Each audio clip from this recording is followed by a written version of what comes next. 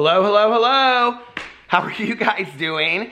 Okay, well, I had my vlog almost uploaded, and as I was watching it back, there were a lot of things to do with my sobriety that I realized that I did not want to include in the vlog. So I'm gonna go back in and I'm gonna edit that part out. So there's gonna be huge parts of this vlog that are edited out. It was over an hour and 30 minutes. So I don't know how long it's gonna end up being, but I'm recording this part so I can put it in at the beginning, and I just wanted to explain it to you guys so when you're going through and you see all these huge jump cuts that you understand why that is. But I'll explain more tomorrow or tonight in my vlog. I'll explain to you guys why I did that, and I will see you then. Bye. Hello, hello, hello. Hello, hello. Hello, hello. How are you guys doing this evening? I was driving around listening to my new audiobook, and I kind of got so into it that I kept on driving for a while. I was like, okay, I'm gonna vlog for an hour, and then I'm gonna listen to my audiobook, but I kept on listening to my audiobook. So now I'm vlogging. How are you? How are you doing? Let's see. Well, I finally got my snow, but it's not very pretty. And I realized that for me to get the snow that I want to get, I need to get like a foot of snow. Or at least like 3 to 4 inches, I think. We got like a dusting of snow and then sleet and ice and rain. And it froze and it was nasty because it is 27 degrees outside. And I almost fell on my butt a couple times. Which makes it, here I need to put this on the snow thing, which makes it not very fun to be out in. Which then made me realize, that, do I really want the snow? I mean, I want the snow, but like, I want like a snow day. I want it to be like so much snow that like, you know, I don't know, you know what I'm saying. So, actually the snow hit between like 4:30 and 5, and maybe a little bit later than that. I was getting home from doing this review at Starbucks, and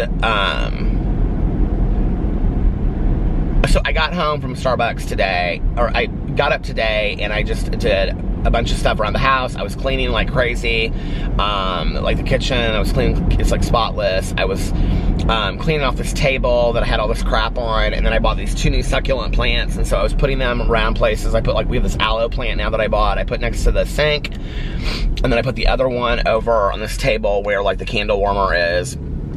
And I brought this candle out from Bath & Body Works that Alex really likes, called like Stress Relief or something. It smells like a spa.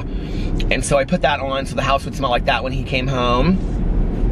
And I was cleaning everywhere and straightening stuff up, uploading my vlog and all this kind of stuff. And so then I went to Starbucks, and when I went to Starbucks, I was gonna do, like, I had thought about doing this review of the Conversation Hearts, what do you call it? Somebody had sent this to me from totallythebomb.com. Conversation, Valentine's Frappuccino Conversation Hearts Frappuccino or something. It was supposed to be, like, based off of that. Those conversation hearts you get as kids, you know, like, when you're in school. I feel like they're called something else. I feel like I didn't call them conversation hearts. I feel like that's what they call them if you buy them in a bag, but I don't remember that's what we called them back in the day. I don't remember what we called them. Candy hearts? Candy hearts, I think. Maybe, just, I don't know. But anyway, it looked really pretty, and I thought this will be a good video to do. This will be a fun review to do. So, but I didn't take my camera with me because I was like, it was later in the day, and I was like, you know what, it's going to be really busy at Starbucks, and today's just not a good day to do it, and yada yada. So, I pull through, and I just got my coffee, which I have the rest right here, and also my Coke from Mark Pies, because I got Chinese food, but I'll talk about that in a second. So anyway, I drove through and I got my coffee, and it was Josh and his boyfriend, Jacob, that were in the window, and so I was talking to them, and we were like catching up and stuff, and I was like, I was actually gonna do this video tonight, but I didn't know if you guys were gonna be busy, and they were like just standing there, and Josh goes, I wish you would have. He was like, there's like nobody coming through here right now. He goes, go get your camera. And I was like, yeah, but it's like 5 more minutes and whatever. He's like, go get your camera and come back and do the video. He was like, there's nothing going on right now. So I was like, okay. So I ran home and I got my camera and I came back and I did the review. And so that was real fun. And then he talked to me about he was like, you need to review it's like a tiramisu secret menu. It's something that one of the people there like made up or something. Tiramisu secret menu frappuccino. And then he texted me the recipe because he was like, I'm gonna text you the recipe. So he did. And then we were texting and stuff. But so he, by the way, they just got engaged. Josh and Jacob, isn't that cool? So congratulations, Josh and Jacob. They got engaged in December. So anyway, did that, and then I came home and I made a drama video, Peterisms video, which my Peterisms videos, they didn't used to take this long, but they're taking forever to upload anymore. I don't know why. I really shouldn't complain, in all honesty. Like, I know that there are YouTubers out there that it takes them like hours to upload a video. I don't know, and I have no clue how, if that were the case with me, I would ever get anything done. But like, my drama video usually takes about a half an hour. My review videos take about 12 minutes to 15 minutes. My vlog usually takes anywhere from 45 minutes to an hour. And my Peterisms videos take like 20 minutes, but now they're taking like 40 minutes. I don't know why. And then my booktube videos take like 15 minutes. I know it's because our like Wi-Fi is super fast, but I also think it has something to do, I don't know what it has to do with. I really don't. But anyway, I made a drama video, a Peterisms video, and then I made a booktube video, and I'd already uploaded my vlog and my review video. Yeah, and then I was cleaning up and putting the ring lights away and stuff like that. And Alex called and was on his way home, and he was like, are you hungry? Like, what do you want to do for dinner? And we were talking about that. And I said, I'm kind of hungry. I said, well, what were you thinking about? And he was like, oh, I don't care. He was like, did you want to do something for dinner? And I was like, I mean, we can. I hadn't even really thought about it, honestly. And so he was like, well, I was just gonna get some Thai food, and then I was gonna sit and watch and catch up on Schitt's Creek. He's like obsessed with the show Schitt's Creek. So I was like, well, why don't you just do that? Because he's his favorite Thai place. It's on the way home. It's a Thai restaurant in Fishers, right across from Brick's Pizza. He loves that restaurant. The times I have eaten there, I think I've eaten there twice, maybe. I cannot get the spiciness right, and it is so spicy, it like literally burns my throat. The first time we went there, it was so funny, because they have like those hot pepper things, you know, like on their menu. And so you tell them like how hot you want it, and Alex loves his stuff spicy, and I kind of like my stuff just low to medium spicy. I like a hint of spiciness, but I don't like it a lot. So, we're gonna try a different way tonight. So anyway, I was gonna go up here and turn around, but instead I'm just gonna go this way through here and then back through and then back the other way. It's not like any big exciting change of plans. But anyway, it is pretty to see the snow on the side of the road and in the woods and stuff like that, though, I will say that. So he was like, do you want anything? And I was like, just get that. And I said, I'll go out and get something. Oh, I know what I was gonna say, because when we went there the first time, so we both got like fried rice or whatever, and he was like, no, what level of spiciness do you want? And he knows that like I just can't do real spicy food. And so when the woman came, I was like, well, how spicy is like, it was like out of, I don't know, 6 or 8 levels of spiciness. And I was like, if I get like 2 or 3, and she's like, oh no, that shouldn't be too bad. And I was like, 3 isn't that bad. She's like, oh no, it shouldn't be that bad at all. So I got like 3, it literally burned my mouth.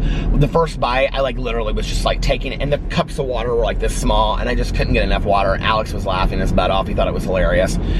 So, needless to say, it's not my favorite place. Because I don't know how to pick the levels of spiciness. Like, their fried rice was great, but, I mean, it was just so spicy. It was, like, eye-watering spicy, and that was on level, like, 3. So, I can't even imagine what a level of 7 was, you know? So, then, so we got that, and then he came home, and I was finishing up my YouTube stuff, getting the stuff posted, and, once he got home, I ran out and I went to Mark Pies and I got Chinese food. And Alex had gotten fried rice and pad thai. He got, I think, the pad thai for lunch tomorrow. So I got fried rice and pad thai because I don't remember the last time I've had pad thai. I think maybe Noodles and Company, so I wanted to try it at Mark Pie, so I got it. I thought it was disgusting. I took 2 bites of it, and I told him he could have it. And then I got veggie fried rice, and I got the vegetable spring rolls, and a Coke.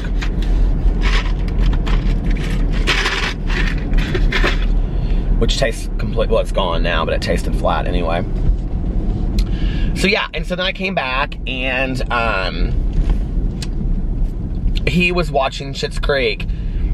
Okay, so here's the deal. So somebody commented, they said, you should be watching Schitt's Creek with Alex. Well, he's so far ahead of me. Like, tonight I did watch 2 episodes with him, but he's so far ahead that I can't catch up because he watches so many episodes at a time. And he started it over at his friend Amy's house. And then I think he and Sarah watched a couple, I don't know, he's just so far ahead. But anyway, so tonight he watched the last 2 episodes of season 2. And I watched them too, and they were hilarious. But like, I don't really have any clue of what's going on. Like, so, I'm gonna start watching it. Because I do think it's hilarious. I think that Eugene Levy guy is so funny, and his son is hilarious in the show too. I mean, everybody's in it. Catherine O'Hara is hilarious in it. Everybody's really good in it. I think that one woman that owns the shop, was she in that John Waters movie? Do you remember the John Waters movie, Pecker? Do you remember? Was that her in there? Everybody in the show, I feel like I've seen them in something before. So anyway, we watched it. It was hilarious. But, I was like sitting there and I was like so distracted because I was like trying to start watching the show on my phone, The Pharmacist, the documentary on Netflix, which I'll talk about in a second. But like, I kept on like looking up. I had my earpods on and it was like loud. So I kept on looking up and watching shit. So finally I just took them out and I just watched Schitt's Creek with Alex. And, but anyway, so then he went in and he started watching he watched like 3 episodes from season 3. And I was like, I don't want to know any more about this show that I already know because I'm going to go watch it. So, but yeah, it is hilarious. And I then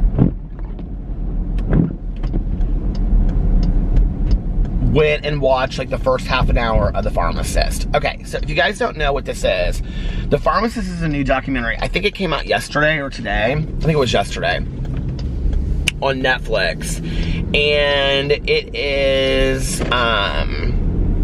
about this guy, Dan Schneider, who is a pharmacist in Louisiana in this small town called St. Bernard Parish. And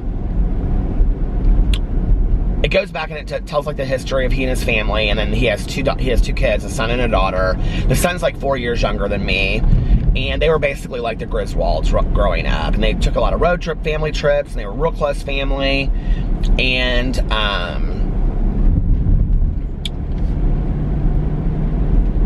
then all this kind of stuff, and the son is shot and killed in a drug deal. Supposedly. I'm not that far into it. I'm only at the point where, like, the police have come and told them, and then they take them to the police station, and then it's, like, where I'm at, it's the next day. Okay, so this is one of the things, and I don't know if they address this in the documentary, but I'm very confused about. So, when they're talking about the next day after they find out, you guys, first of all, it's a lot emotionally, okay? It's really, really a lot emotionally. And I think for me, I'm like sitting there and I'm watching it, and it reminds me of so many families that I know, of so many friends of mine, you know, that have died in some conjunction to drugs. Like, a lot of the questions they ask, a lot of the things they say are like the same questions that, you know, like family members of friends of mine have like said to me. I don't know, it's hard to watch. So,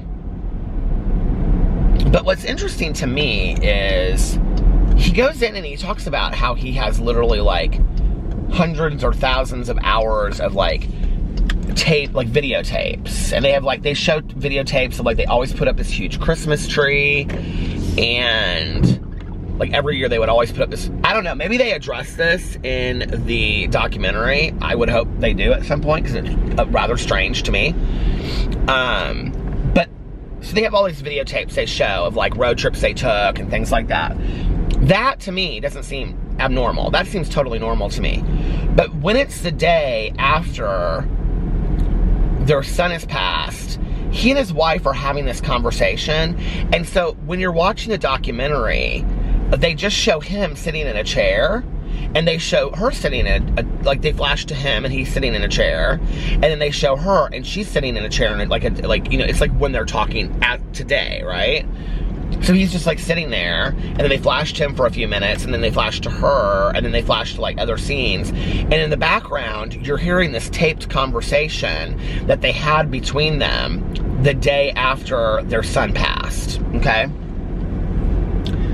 And I don't know why, but I'm sitting there and it occurred to me, I'm thinking to myself, who would tape this? Like, why are you taping this conversation? Like, it's this horrific conversation. I mean, the mom is extremely distraught, as of course she would be, right? And she's saying things like, why did God take him? And the dad is saying, you know, like, he's in heaven now, and the mom is like bawling and crying. She's almost in hysterics, and the whole conversation is taped. And then they flash to like this tape recorder showing it, like, and I'm like, why is this taped? I don't understand this. Like, this is kind of weird. I don't get it. So I don't know. Maybe they address that later. That's the only thing to me that's kind of a little strange about the whole thing. Other than that, apparently it's about this dad, and they go after the killer to try to find out who the killer is. There is like all of this salt all over the road that, like, just clumps and clumps of the salt, and these huge ice pieces in the road. Anyway, so I think they find out who the killer is, because he kind of hints at that at the beginning. But then they go after, and this was so interesting after just reading Dope Sick by Beth Macy, they go in for trying to, I think it's going to be about Purdue Pharmaceutical, or Purdue Pharma, who is the ones that made OxyContin, which a lot of people say is where the beginning of the opioid crisis in the United States began. The reason I say a lot of people say is because when I came out in my book, or when I came out and I talked about the book, Dope Sick, a lot of people had issues with the fact that I said that, and I said the opioid crisis started with Purdue Pharmaceutical, with the onset of OxyContin in our country, which has kind of been proven, but people were like, there was a problem with opioids in our country before that already. Okay, that is true. There was a huge problem with opioids in our country before, okay? I mean, opioids were a problem, you know, in the 60s and the 70s as well. But we had never seen anything like the crisis that we have seen with OxyContin leading to heroin addiction like we have today in our country. We had never seen it before that. I mean, as a result of the onset of OxyContin and all that kind of stuff, they call the United States now the United States of Addiction. And I mean, there's so many statistics in this book that I read and going in and like researching a lot of these articles and stuff that people had written. But it is true. I mean, there was an opioid tragedy, you know, or opioid crisis in our country before that. But it wasn't just opioids. So before that, it was more of like the war on drugs. And it was like, if you go in and you read Dope Sick, it talks about crack cocaine in our country. And it talks about like, you know, how crack cocaine was taking over the cities and things like that. But Oxycontin did something completely different. But I mean, it is true. There was an opioid epidemic in our country before Oxycontin, but like it was like this, and then Oxycontin came in, and it went like and it just was boom like that, right? And if you read Dope Sick, it explains what Purdue Pharmaceutical could have done with the release factor of the like how it releases, like the pain control factor of the pill and stuff. There's all these things they could have done that would have protected people from becoming as addicted to it or using it the way that they did, that they refused to do. So, anyway. But it's interesting to me that now there's like, just in the last week alone, there was another book, there's another show on Netflix. I think it's called Dope Sick. I haven't watched it yet, but I haven't watched it though. But there's like, I've been reading all these articles and stuff about all these books that are Pacific. Okay.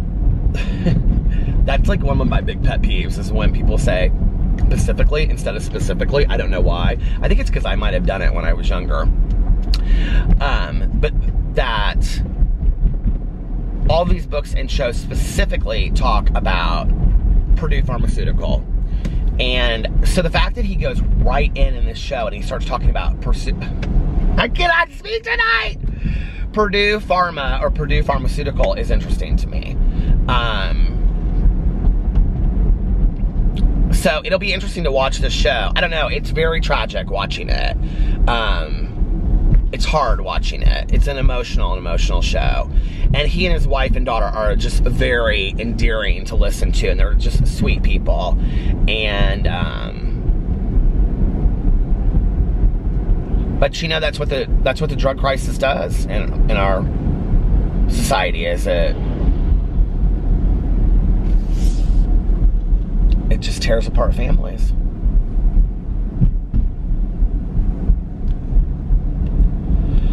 So I'm gonna watch that, and then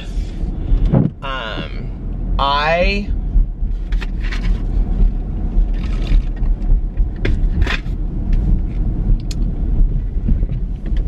started listening to a new book last night. I started listening to, did I mention this on here? Did I finish my other book? What was I listening to before?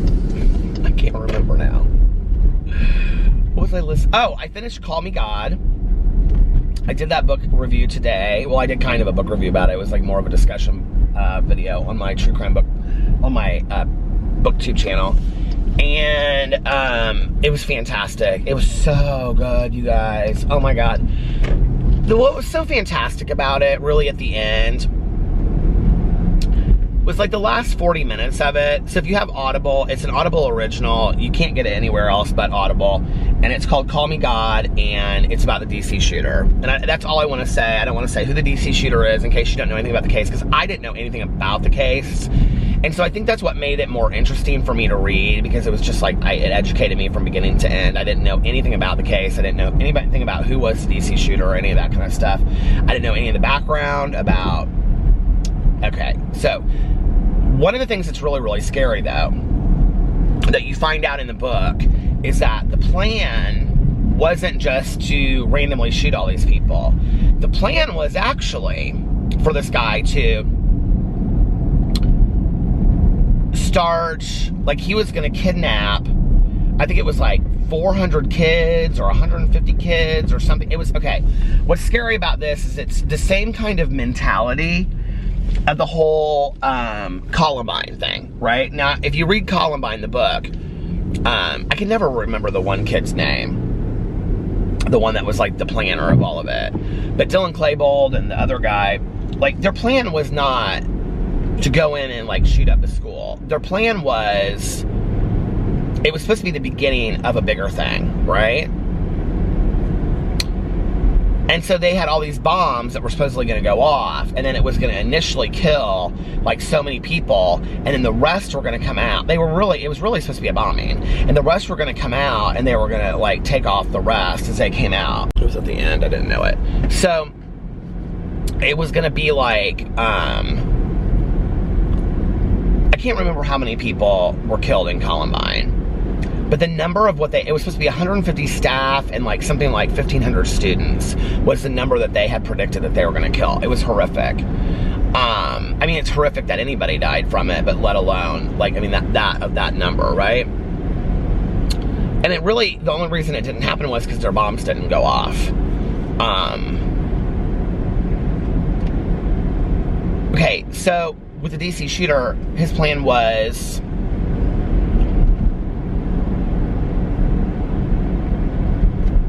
I'm like, I don't know like how to tell it in a way that like without, okay, I'm just gonna say it. So not trigger warning, but like spoiler alert, like if you're gonna listen to the book and you don't know anything about the DC shooter, turn it off now, okay? And fast forward 10 minutes or something.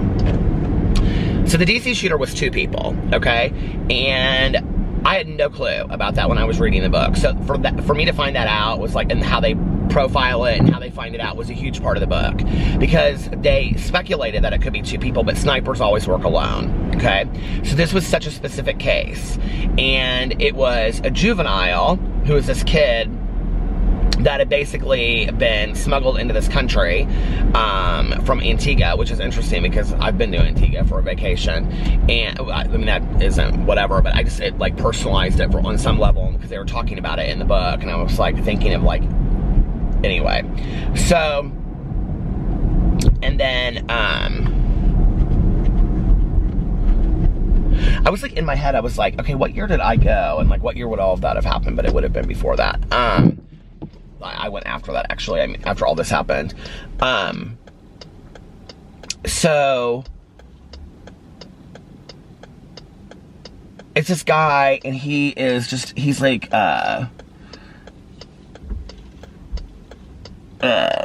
like a militant Muslim practicing, but that really doesn't have anything to do with it, interestingly enough. Not that I expected it to, but I kind of thought like that would be a bigger part of the book, but it really isn't at all.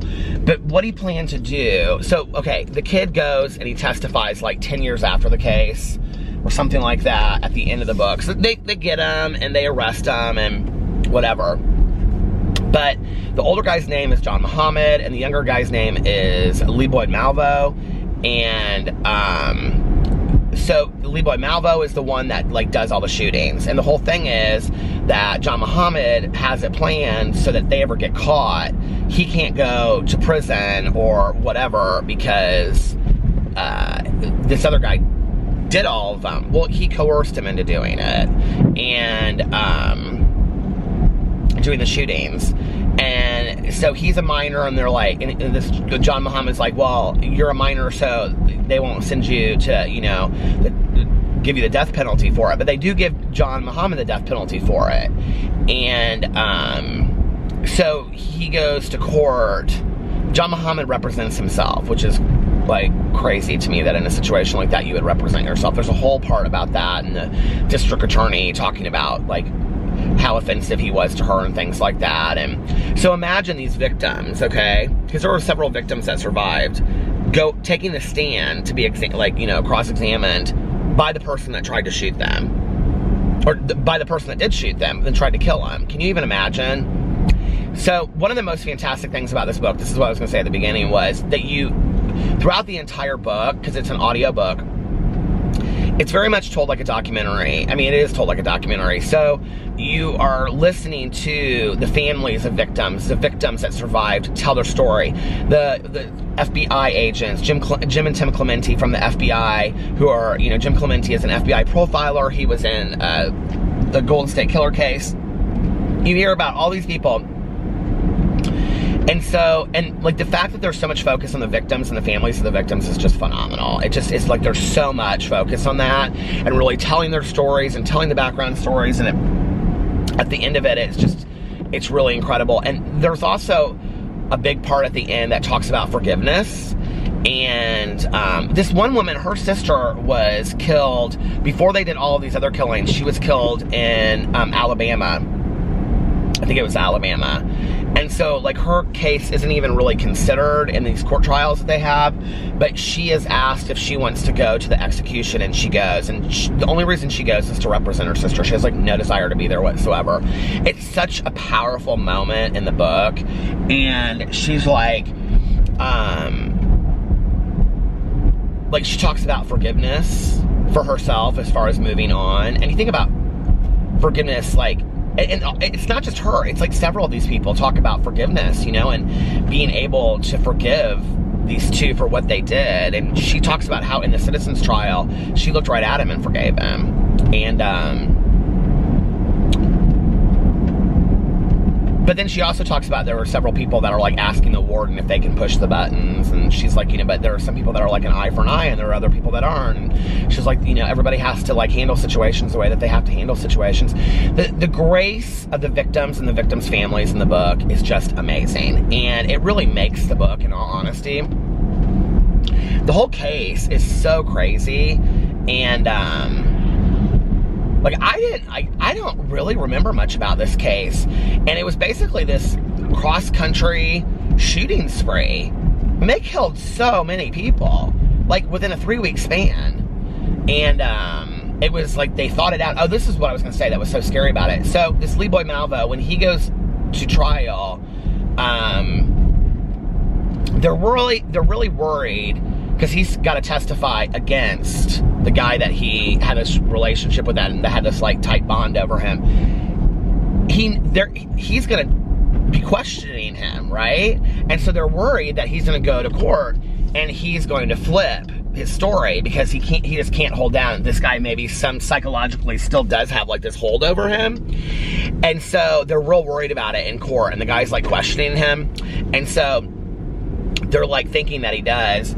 And so John Muhammad looks at him and he says, but I treated you like a family, didn't I? And I treated you like one of my own kids.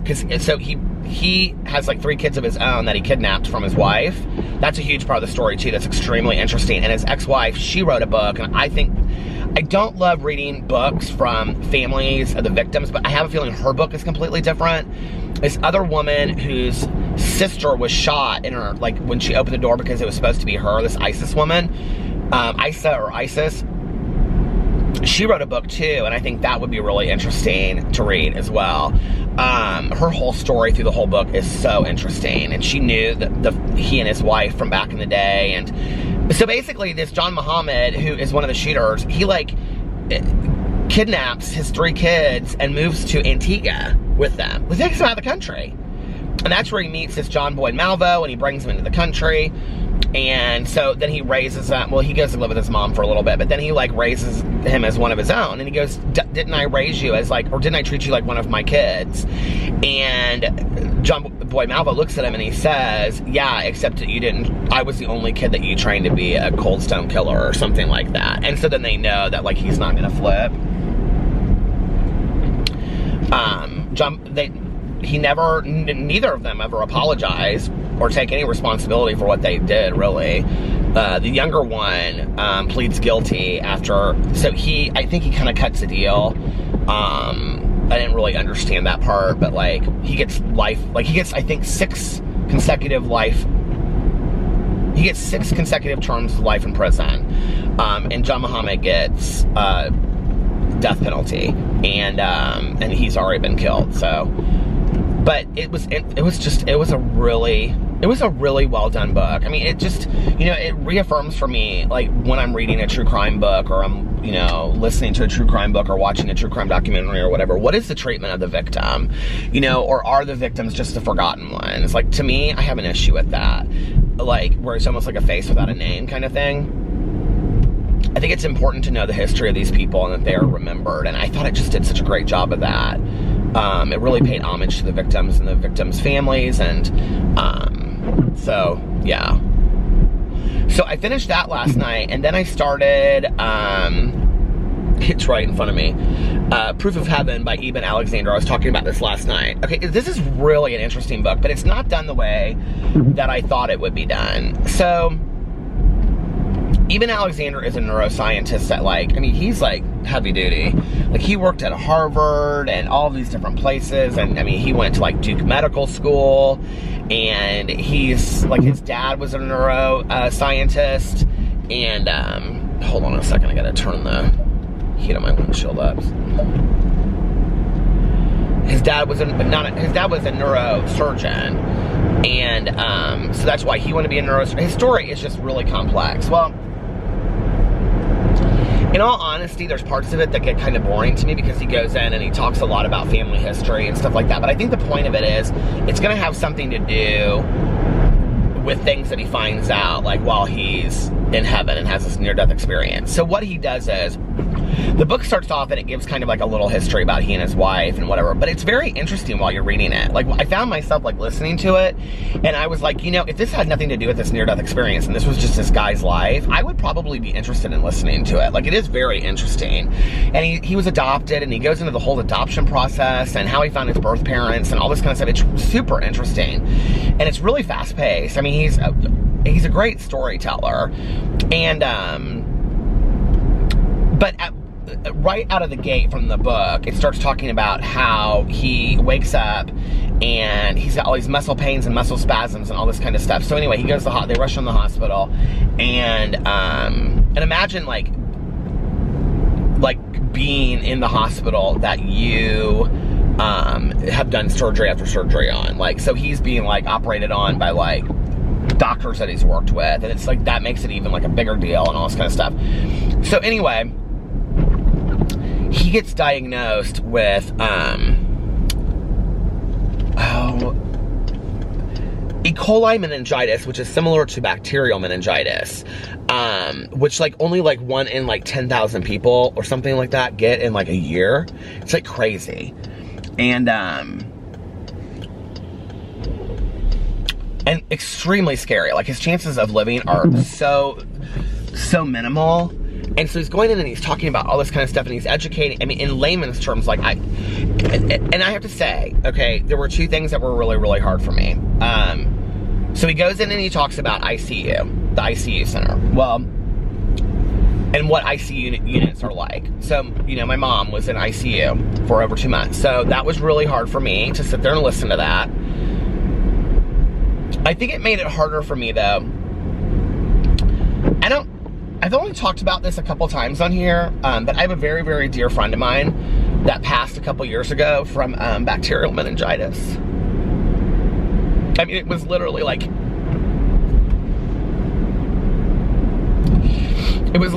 on a Wednesday, like, he was sick, and he was gone, like, by Monday. It was horrible. And,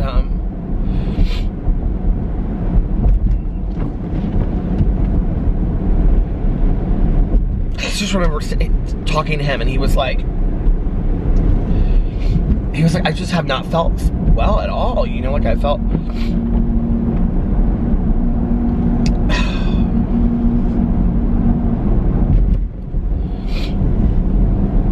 he was such a great guy. But anyway, he was the one that his mom called me and said, like, I just talked about this not too long ago on here. His mom said that, you know, like, if you want to come and say goodbye, you know, you can come and say goodbye. And she just was so strong while she was there. And I called Tanya and I said, Tanya, I don't think that I can do this. You know, like, I just don't think I can do this right now. And she said, like, I could see myself, I was like pacing in the bedroom right after I got off the phone with his mom. And I called her and I said, Tanya, I don't think I can do this. Like, I don't think I can do, like, I had just seen him. So he owned his own cleaning business, and so he cleaned our house, but that wasn't why we were friends. He was also a friend of mine that was sober, and I had known him for years, and he just was really a great guy, and we were like super tight, and just, you know,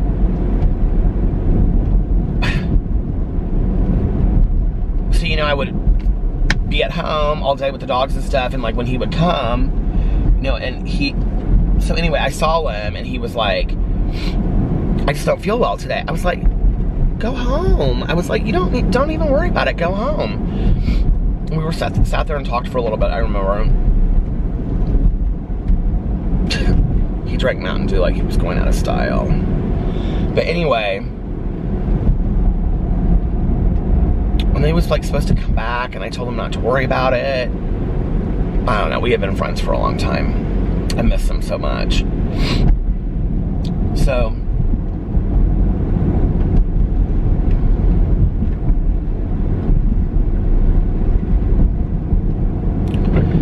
I called Tanya though and I said, like, I don't know how to do this. Like, I don't think I can do this. Like, go say goodbye to him. And she was like, you can do this. He loved you and you guys were great friends and he would do it for you too. I said, well, I know he would. I said, I know I can do it, but like, I don't know that I can like emotionally do this. And so I went in there and I was just like bawling on the phone to Tanya, you know, like. So I went in there and he was in the same room that my mom had been in. This, you know, because they were at the same hospital. And that was really hard. His mom was so strong, I remember. She just was like, I like started crying and I'm like, I'm supposed to be comforting you. And she's like, no. She was like, that's not how it works.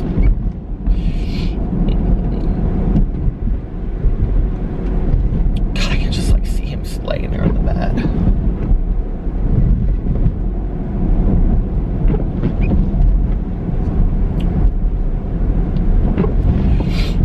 I feel like I've lost so many good people in my life, you know.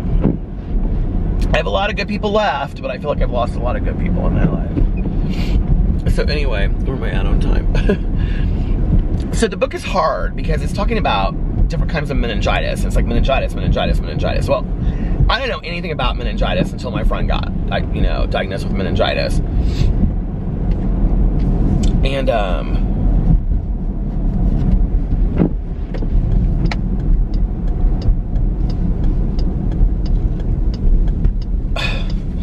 so anyway, it just still seems unreal to me. I don't know, it just still seems crazy to me. Alex and I were just talking about him the other night.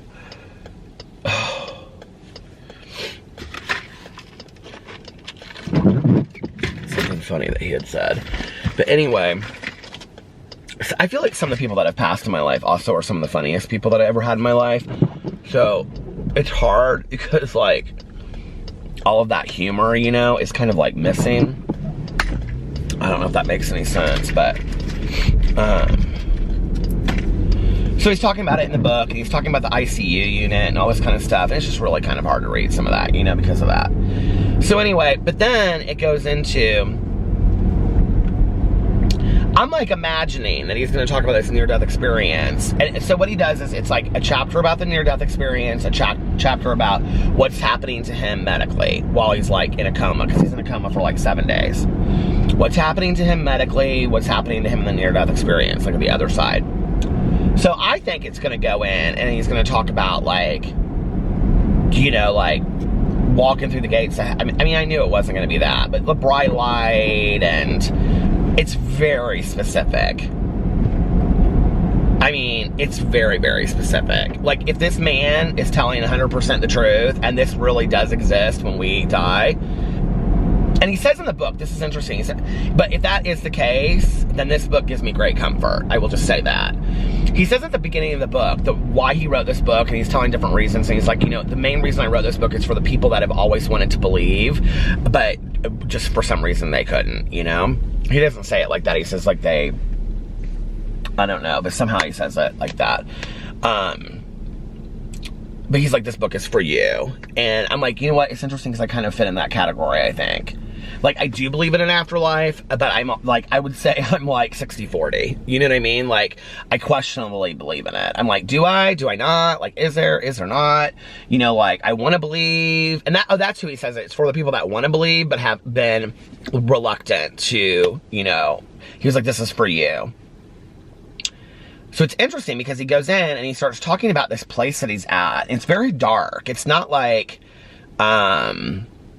what I imagine. It's like a pulsating, like, bulb kind of thing that he's in. Which is interesting because,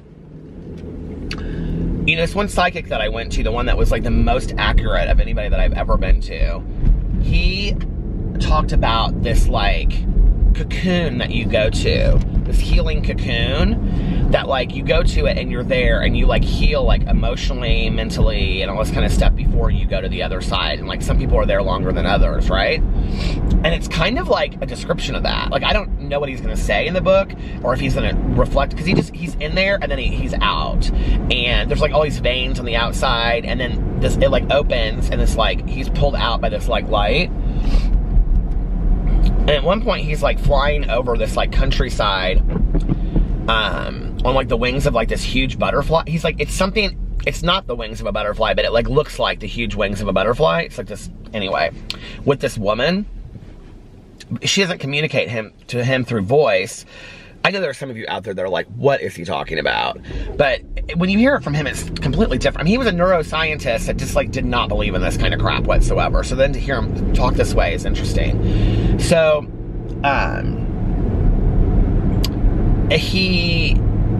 it's like he's with her, and then it kind of jumps though, is the thing. Like, it isn't consistent. But he's like, at one point he's like flying over the countryside and he sees all these people and he says they're very much dressed like peasants, but like in really bright colors. Like they're very simple, and some of them are dancing, and there's like a lot of dogs and like running along, and other animals that he notices, and he sees like beings from all different kinds of beings. It's like explained to him that there are many, many universes on many, many different levels, and that all universes have a factor of evil to some degree, because without evil there can be no free will, but that the power of love, yet again another book that I'm reading where it's talking about the power of love, which I have a feeling is the #1 message I'm supposed to receive in 2020. I really do. I believe it's out of everything I should be doing out of love.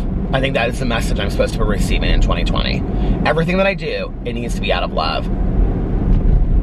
And so, I need to throw this cup away because I'm going to get a Diet Coke at McDonald's in a second. I don't know if they have a trash can there.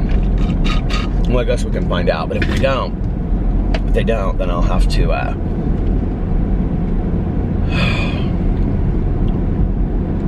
think they do have a trash can there. But anyway, so it's interesting. But then it goes into this thing, and like now, he's like, he was in the clouds, and the clouds were like purple, and this like great light was talking to him. I don't know. I'm just very hopeful of a book that will tell me of like, it's very visual afterlife, you know, like that's what I really want. A very visual afterlife with like the good place, like with houses and a little town, and people have jobs and responsibilities and duties, but I don't think that's what I'm gonna find out.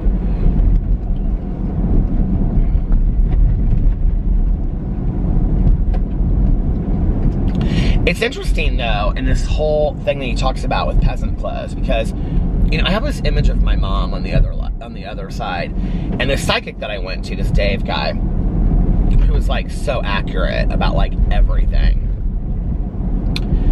I have sent so many people to him, and like the majority of people are like, he is super accurate.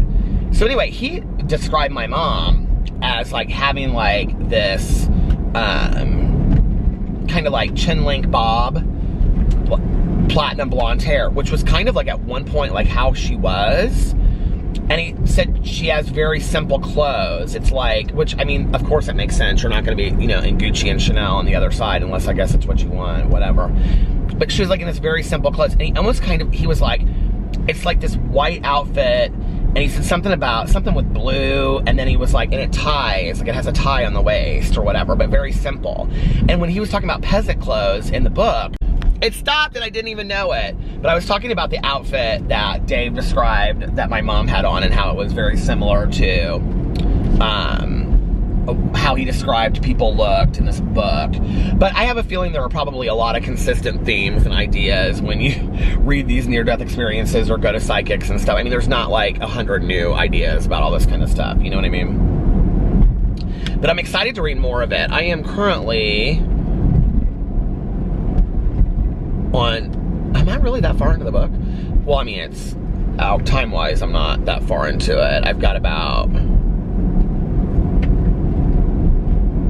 it's a short book. It's 6 hours and 14 minutes. So that for me is 3 hours and 7 minutes. And I'm almost 2 hours into it. So I've got about over 2 hours and 10 minutes left of the book. I'm on chapter chapter 11. But it's good. I definitely would recommend it.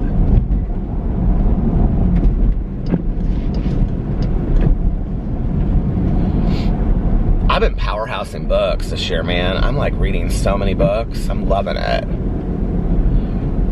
Mel texted me today, and she was like, she was listening to my vlog. So we're gonna tell on Mel for a second. So Mel said to me, she said, I was listening to your vlog. She was like, what did she say? Oh, Mel, you think you're so funny, don't you? She said, there's no trash can outside of my, well, I mean, there is, but I have to get out of my car. I don't really want to get, oh my God, there is a trash can right here. As I was saying that.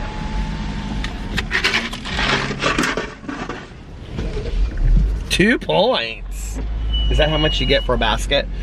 Okay, so, I don't know, 7 points, 8 points. I know that bunch, she just laughed. But anyway, Mel texted me and she said, here, I'll read it to you in just a second. That's the cost you pay for texting me, Mel, being sassy.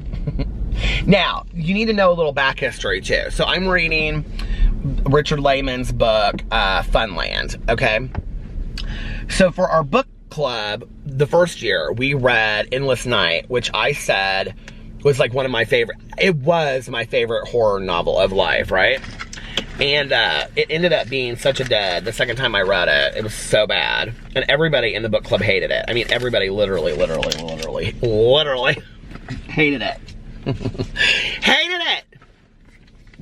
So I text Mel all the time little pictures of, like this, like the what do you call it? The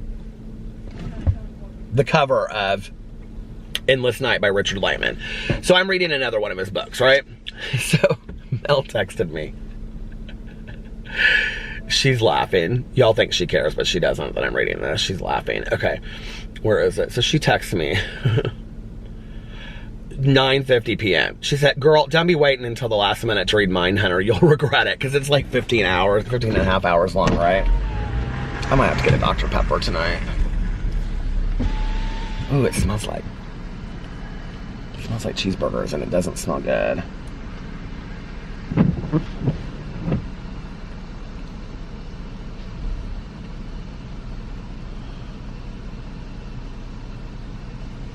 Thanks for McDonald's for cash only. Give us 1 moment. Okay.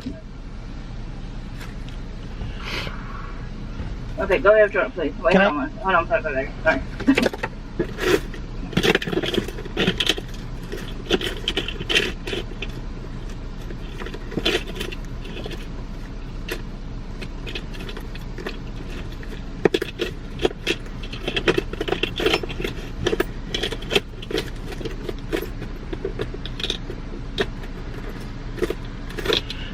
I literally have like $300 worth of change down here. I can't get any of it out.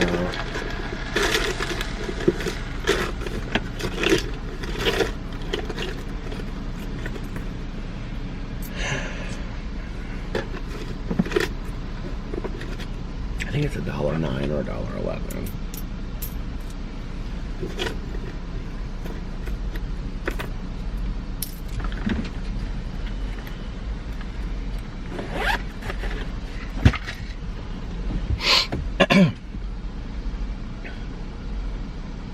So Mel said, she said, girl, don't be waiting until the last minute to read Mindhunter. You'll regret it. And I said, is it boring? And she goes, not at all. It's just a lot to take it. She said it, but she meant in. Take in, and you'll want to take your time. I said, okay, I'll start it soon.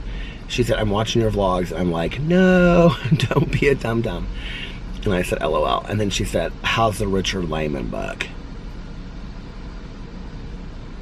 Smart ass. I said, LOL, shut up. And she said, you should be proud that it's taken me this long to give you shit about it. Okay, sorry about that. Go ahead, Jordan. Can I get a large Dr. Pepper, please? Not a pepper, anything else? Nope, that's it. Alright, oh, 9. Second window, please. Just watch Shane Dawson's new video on the Shane Dawson channel. Where McDonald's, the ice cream machine is closed down at the beginning. That is always the case. There is no lie about that right there. The ice cream machine is always closed down. Always, always, always closed down. Did she say first window or second window? I think she said second window. think she said second window. I don't know what she said. Maybe second window? I don't know. Those registers aren't even on, so I'm just going to sit here until this next car moves. Do I go up? She just turned and decided not to look at me.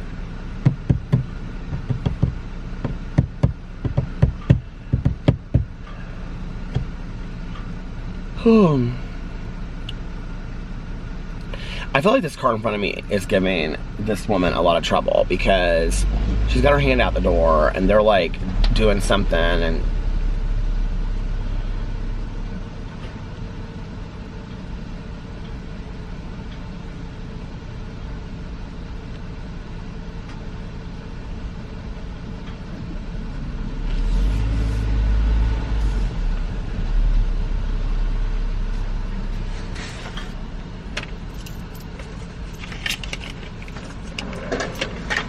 How are you? Yeah, How much is it? $109. 1, 2, 3, 4. Here you go.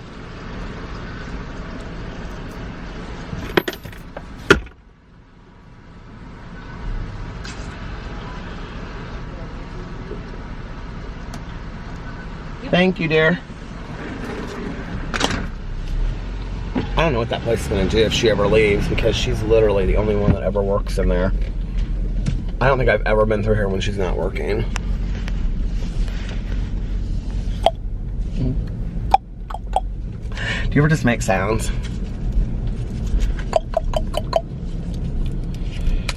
These are a few of my favorite things.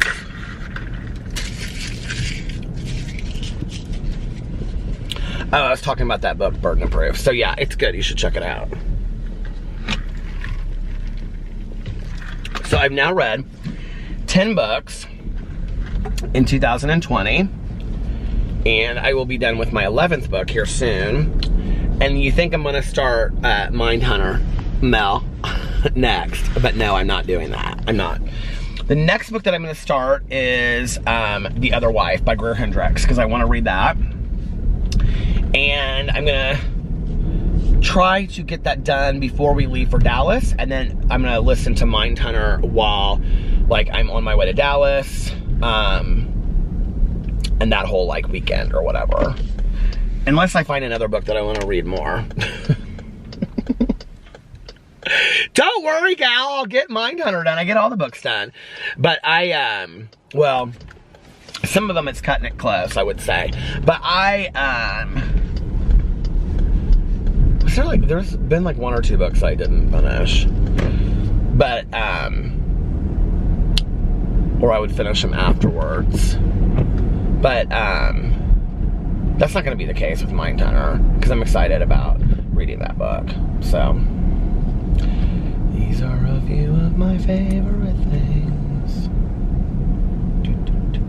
Tanya called me the other day and she said, can you settle, or was it when I got a fountain pop with her? It might have been when I got a fountain pop with her.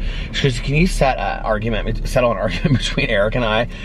And I said, yeah, sure, what is it? And she goes, is the song my favorite things? Is it a Christmas song? And I go, well, some consider it a Christmas song. They play it on Christmas stations. I said, Mary J. Blige came out with it a couple years ago as a Christmas song. She goes, but it's not like a Christmas song, right? It's from Sound of Music. I go, yeah, originally it's from Sound of Music. Rodgers and Hammerstein. No, I'm not a theater geek, but I do love Sound of Music. I have to say, it's probably one of my favorite movies of life.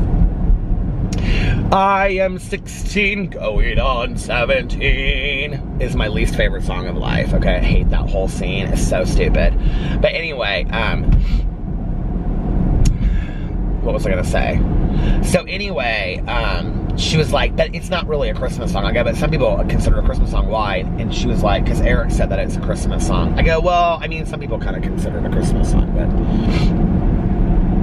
it doesn't have to be a Christmas song. Oh my gosh. The things we fight about when we're married, right?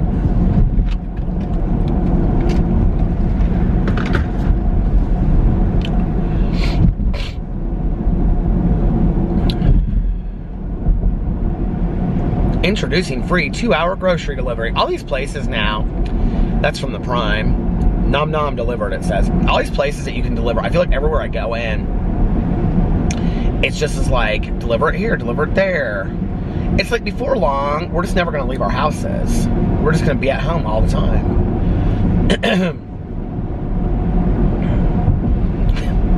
I kind of like get cabin fever at some point. Like I just like throughout the day, like I'm at home so much that at some point I'm just like, I gotta get out of here, I can't do this anymore. I think that's part of why vlogging really helps me in the evenings too. It's like, I kind of like just kind of unwind and go drive around or whatever, you know? It's like a lot for me to like, just like be in that house all day long. Now I've got that stupid song stuck in my head. Anyway. I can't believe it's almost a weekend already. But tomorrow's Thursday. I'm giving my lead this weekend, which is like where you get up and, you know, you tell your story and whatever. So a friend of mine asked me to give it's at a speaker meeting, which means that like every week there's a different speaker. So he asked me like 3 months ago, and I totally forgot until like 2 weeks ago. And then he was like, don't forget. I was like, okay. And I haven't spoken at a meeting in a long time. And I was thinking about, like, I mean, you can talk about whatever you want. You're supposed to talk about like what it was like, how things change and what it's like now for you. So anyway, yeah, I hope you're having an amazing Thursday unless you have other plans. Like I always say, do not have other plans. And, is it throwing down ice right now? It is. Are we supposed to get more snow? I hope we're not supposed to get more snow. And if nobody else has told you this today, I love you. Make sure that you look in the mirror every single day and you do your daily affirmations and you say, I love you, you are valuable, you are important, you matter, you are worthy, you are beautiful and handsome. And today is going to be an amazing day, and 2020 is going to be your year. And what do I say for that? Yeah, and most importantly, make sure that you pass it on to somebody else and let them know how important they are to you and how much they mean to you. And do some random acts of kindness today. And thank you guys for watching this very long vlog. I think it's over an hour tonight. So the last couple ones have been a little bit longer. Anyway, I love you guys, and thank you for watching, and I will see you tomorrow. I love you. Bye. Love ya.